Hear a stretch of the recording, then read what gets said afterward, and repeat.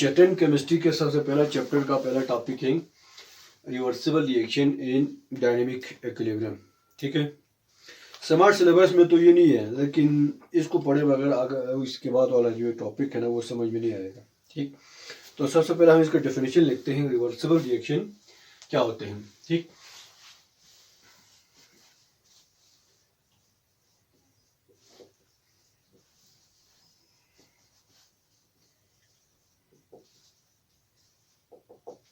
Reverse का मतलब वापस आने को कहते हैं। ठीक है, जिस तरह गाड़ी रिवर्स लगाते हैं ना, मतलब क्या है, वो अपने पीछे की तरफ चला जाता है। तो यहाँ पे भी केमिकल रिएक्शन भी जब वापस जाता है तो इसको हम रिवर्सिबल रिएक्शन कहते हैं। ठीक, हर रिएक्शन जो है वो रिवर्सिबल नहीं होता है। आप केमिकल रिएक्शन क्या होते हैं, फॉर एग्जांपल आपने कागज को जलाया, कागज क्या बन गया, धुआं बन गया और राख बन गया। अब उस कागज को आप वापस ला सकते हैं, नहीं ला सकते, नहीं लाएगा ना, वो इरिवर्सिबल रिएक्शन है। ठीक है, बेसिकली केमिकल रिएक्शन को हम दो टाइप्स में तकसीम करते हैं। एक इरिवर्सिबल जो कंप्लीट हो जाता है, वो रिएक्शन जो है ना, प्रोडक्ट रिएक्टेंट प्रोडक्ट में कन्वर्ट होने के बाद आप उसको वापस नहीं ला सकता है, उनको कहते हैं इरिवर्सिबल रिएक्शन। तो बहुत सारे रिएक्शन ऐसे हैं जो कंप्लीट नहीं होता है।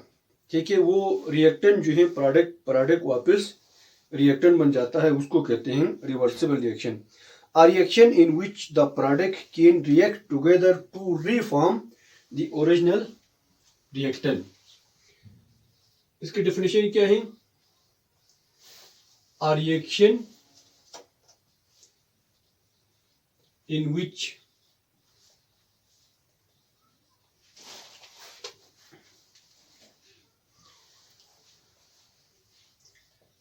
the product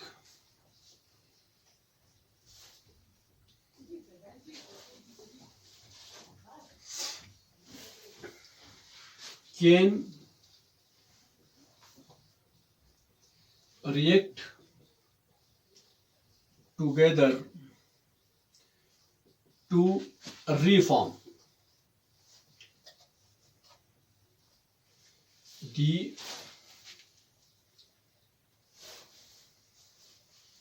original reactant.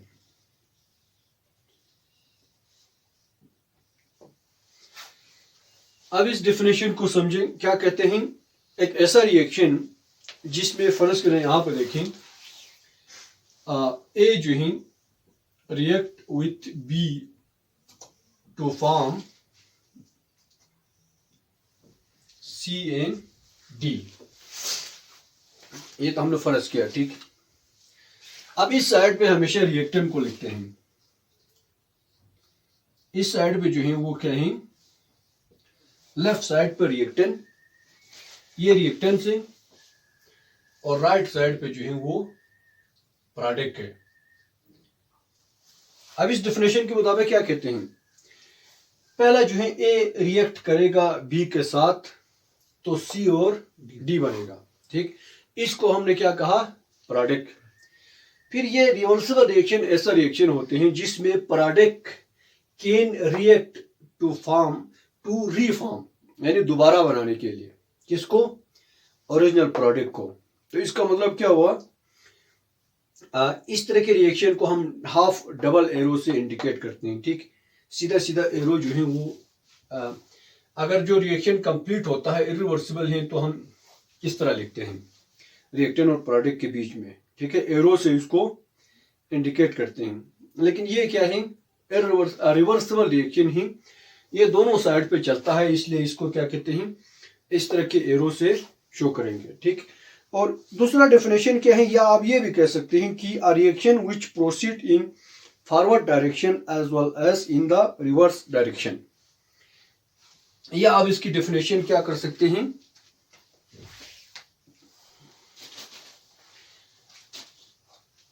are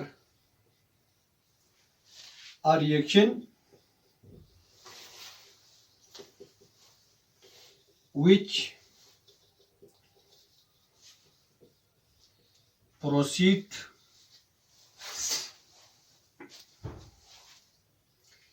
in the reverse direction as well as in forward direction.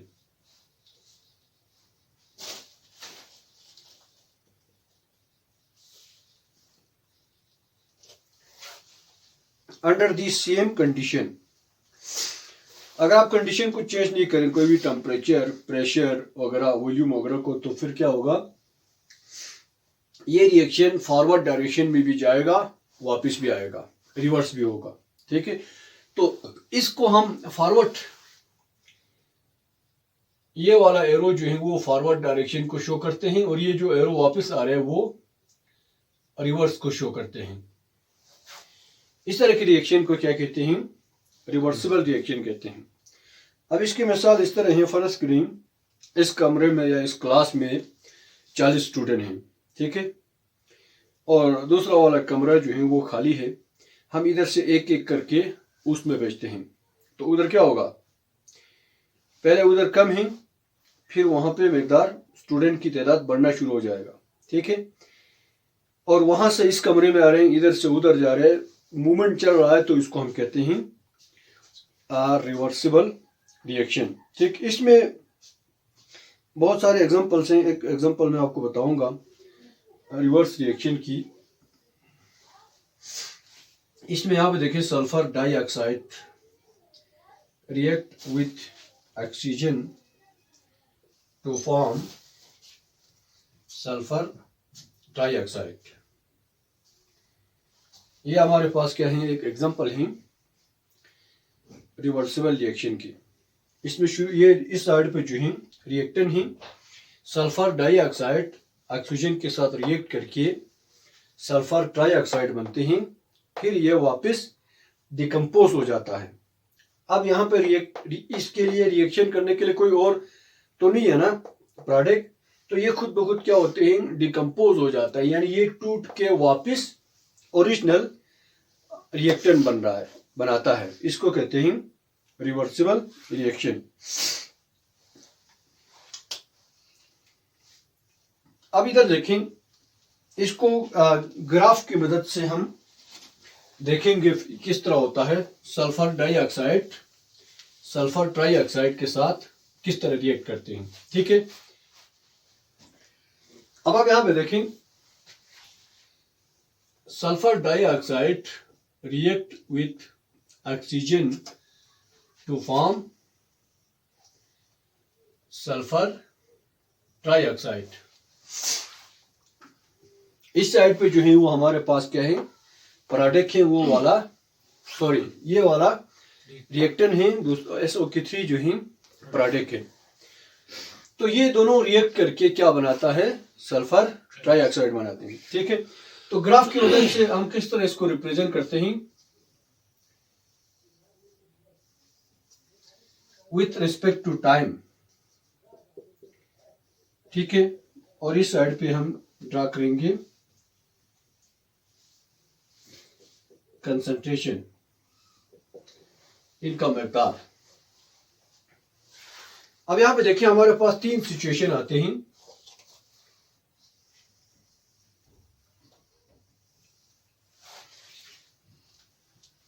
इसमें क्या है,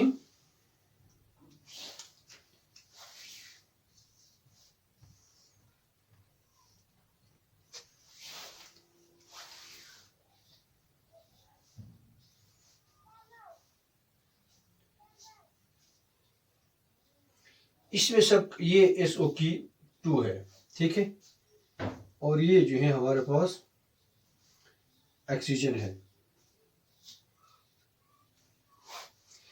इनिशियली शुरू में इसमें SO3 नहीं है, सल्फर ट्राइऑक्साइड नहीं है, सिर्फ और सिर्फ क्या है, हमारे पास ऑक्सीजन और सल्फर डाइऑक्साइड है। ठीक है, अब इसमें आप यहां पे देखें, इधर ये जो है ऑक्सीजन को शो करते हैं, और जो ब्लू कलर में हमने आपको दिखाया है, इससे मुराद क्या है, सल्फर है। ये ऑक्सीजन का मॉलिक्यूल हो गया ये, और ये वाला जो है सल्फर डाइऑक्साइड का मॉलिक्यूल है। ठीक, तो जैसे कि मिसाल हमने आपको पहले बताया था, बिल्कुल इसी तरह शुरू शुरू में क्या है, इस कमरे में 40 स्टूडेंट हैं। ठीक है, वो वाला कमरा क्या है, खाली है। ठीक है, अब यहां से एक एक करके मैं उस कमरे में भेजना शुरू करूं तो क्या होगा, फॉरवर्ड उस साइड पे जो है स्टूडेंट की तादाद बढ़ना शुरू हो जाएगा। ठीक है, तो बिल्कुल इसी तरह यहाँ पे इनिशियली यहाँ किसकी कंसंट्रेशन ज्यादा है, ऑक्सीजन और सल्फर डाइऑक्साइड की। ठीक है, और इस साइड पे कोई भी प्रोडक्ट नहीं बन रहा है। शुरू शुरू में प्रोडक्ट की कंसंट्रेशन क्या है, 0 है। मकदार, कंसंट्रेशन से मुराद यहाँ पे क्या है, मकदार है। तो ग्राफ में यहां से शुरू होगा, अब फर्ज करें ये वाला जो है ऑक्सीजन की कंसंट्रेशन इधर है और सल्फर डाइऑक्साइड की कंसंट्रेशन यहां से शुरू होगा। ठीक, तो इनिशियली शुरू में सल्फर डाइऑक्साइड की कंसंट्रेशन क्या है, 0 है। ठीक है, कंसंट्रेशन इधर से ऊपर बढ़ रहा है ना, तो इसको आपने यहां से ड्रा करना है। तो वक्त के साथ साथ अब शुरू में क्या है, SO3 बिल्कुल भी नहीं बन रहा है। ठीक, इनिशियली जब शुरू ही नहीं हुआ था रिएक्शन, उस वक्त SO3 की कंसंट्रेशन 0 है, टाइम जब 0 था। ठीक है, तो टाइम गुजरने के साथ साथ इधर क्या है, 0 है। ये वाला जो पॉइंट है ग्राफ में हमेशा 0 को इंडिकेट करेगा। टाइम भी यहाँ पे क्या है, 0 है, कंसंट्रेशन भी इधर 0 है। तो टाइम जब 0 था तो SO3 की कंसंट्रेशन क्या है, 0 है। कंसंट्रेशन से मुराद क्या है, मकदार। ठीक है, अब वक्त के साथ साथ क्या होगा, ऑक्सीजन जो है वो सल्फर डाइऑक्साइड के साथ रिएक्ट करेगा। तो फिर अब इधर से स्टूडेंट को उधर भेजा है तो वहां पे स्टूडेंट की मकदार बढ़ेगा, यहाँ पे क्या होगा, कम होगा। ठीक है, इधर 40 स्टूडेंट था, हमने उधर एक भेजा तो इधर कितना हो गया, 39 हो गया। एक और को उधर भेजा तो वहां पे 2 हो गया, इधर 38 हो गया।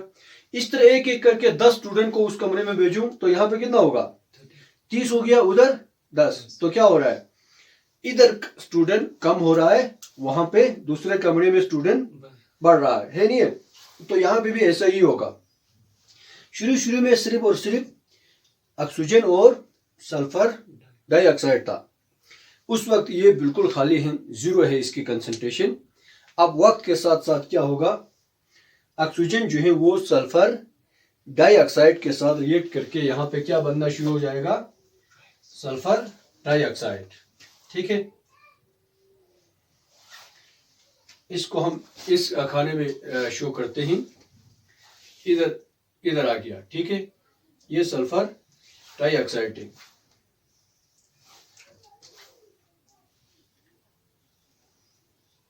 अब उधर कहां से आ गया, इनके दरमियान रिएक्ट होके वो बन गया है ना, SO2 और O2, ऑक्सीजन और सल्फर डाइऑक्साइड रिएक्ट करने के बाद, रिएक्ट होने के बाद क्या बन गया है, सल्फर डाइऑक्साइड बन गया। इसका मतलब ये बढ़ेगा तो फिर ये क्या होगा, कम होगा। तो ग्राफ में हम इस तरह शो करेंगे कि वक्त गुजरने के साथ साथ ये जो है ये वाला इंडिकेट करते हैं। अब ये वाला ग्राफ किसका है, ऑक्सीजन का। शुरू में जब 0 टाइम था तो ऑक्सीजन की मकदार क्या था, बहुत ज्यादा था। उस वक्त गुजरने के साथ साथ ऑक्सीजन क्या हो रहा है, कम हो रहा है। ठीक है, और इसी तरह SO2 ये भी जो है इनिशियली ज्यादा था, फिर वक्त गुजरने के साथ साथ ये भी कम हो जाएगा। तो इधर से भी ग्राफ इस तरह आ गया।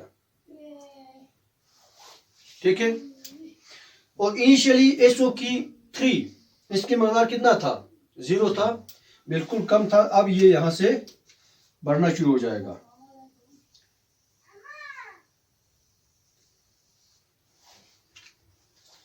SO3 समझ में आ गया। अब ये क्या है, इस ग्राफ में आपको सब नजर आ रहा है। वक्त गुजरने के साथ साथ टाइम जो है इधर से इंक्रीज हो रहा है। SO2 सल्फर डाइऑक्साइड और ऑक्सीजन की कंसंट्रेशन जब कम होगा तब जो है SO3 की कंसंट्रेशन इंक्रीज होगा। ठीक है, इसका मतलब ये हुआ कि शुरू में फॉरवर्ड रिएक्शन जो है वो फास्ट होते हैं, फॉरवर्ड, क्योंकि यहां पे प्रोडक्ट बन ही नहीं रहा है, तो शुरू में सिर्फ फॉरवर्ड रिएक्शन होगा। शुरू में सिर्फ स्टूडेंट यहां से उस कमरे में जा रहा है, वहां से अभी वापस आना शुरू नहीं हुआ है। ठीक है,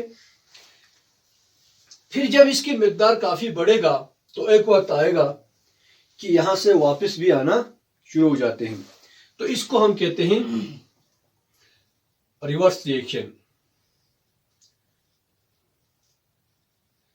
ठीक है, ऊपर वाला जो है फॉरवर्ड है, नीचे वाला रिवर्स है। अब इधर पहले स्टूडेंट 40 था, अब यहां से एक एक करके उस कमरे में जा रहे हैं, फिर एक वक्त आएगा कि वहां पे भी 20, यहां पे भी 20 हो गया, बराबर हो गया ना। इसको हम कहते हैं इक्विलिब्रियम।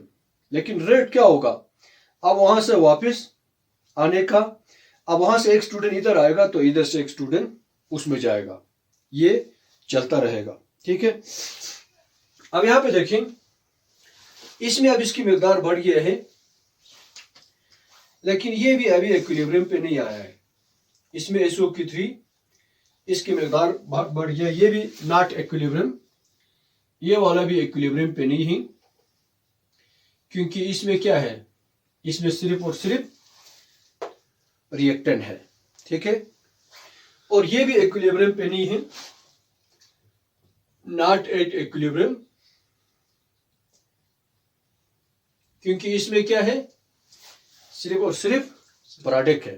ठीक है, अब इसमें देखें इक्विलिब्रियम पे क्या होगा, दोनों की मिकदार होगा, इसमें SO3 भी है, इसमें ऑक्सीजन भी है, और इसमें SO2 भी है।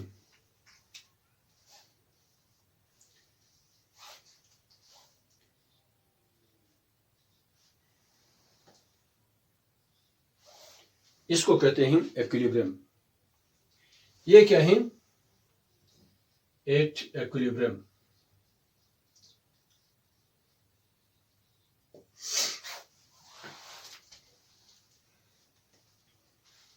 अब इसको हम मजीद आपको थोड़ा सा करते हैं, ये किस तरह होते हैं।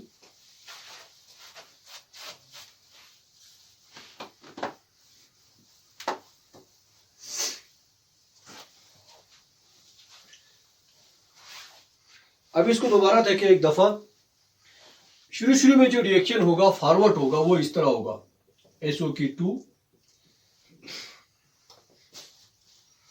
SO3। ठीक है, ये क्या है, फॉरवर्ड रिएक्शन है। शुरू में सिर्फ फॉरवर्ड राइट डायरेक्शन में ही होगा रिएक्शन। अब इसके बाद जब काफी मिकदार में यहां पे प्रोडक्ट बनेगा, ये प्रोडक्ट है, अभी यहां पे क्या है, ये रिएक्टेंट है, ये वाला क्या है, SO3 यहां पे प्रोडक्ट है। ठीक है, दिस इज फॉरवर्ड, ये फॉरवर्ड डायरेक्शन में जा रहा है। रिवर्सिबल रिएक्शन की डेफिनेशन में हमने यही कहा था कि ये सिर्फ एक डायरेक्शन में नहीं जाता है, ये फॉरवर्ड भी जाएगा फिर वापस भी आएगा। अब दूसरा देखें, दूसरा इक्वेशन जब वापस आएगा तब क्या होगा, SO3 SO2 O2, this is reverse reaction. अब इसमें क्या हो रहा है, उल्टा हो गया। अब इसमें SO2 क्या बन रहा है, रिएक्टेंट बन रहा है। ठीक है, और O2 और SO2 जो है यहां पे क्या बन रहे हैं, प्रोडक्ट बन रहा है। ठीक हो गया। तो इन दोनों को जब हम मिला के लिखते हैं तो ऊपर वाला इस तरह लिखेंगे, क्योंकि ये रिएक्शन सिर्फ फॉरवर्ड नहीं जा रहा है या सिर्फ रिवर्स वापस नहीं आ रहा है, बल्कि ये दोनों डायरेक्शन में जा रहा है। ऐसे रिएक्शन को क्या कहते हैं? रिवर्सिबल रिएक्शन कहते हैं। ठीक है, अब इस सबसे अहम जो है टॉपिक, इन सबको समझाने का मकसद ये था कि केमिकल इक्विलिब्रियम क्या होते हैं। एक ऐसा वक्त आएगा जिसमें rate of forward reaction become equal to the rate of reverse reaction. इसको क्या कहते हैं? केमिकल इक्विलिब्रियम कहते हैं।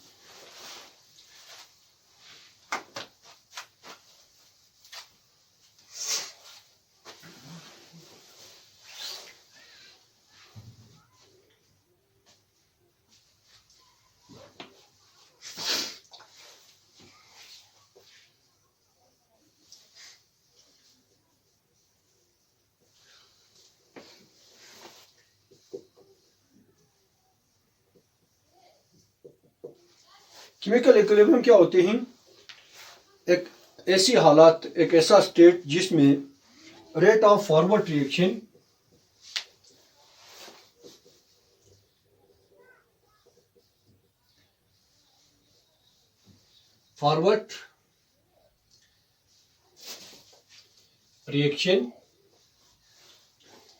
become equal to rate of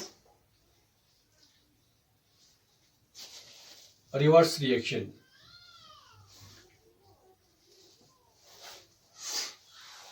अब आपको पहले बताया था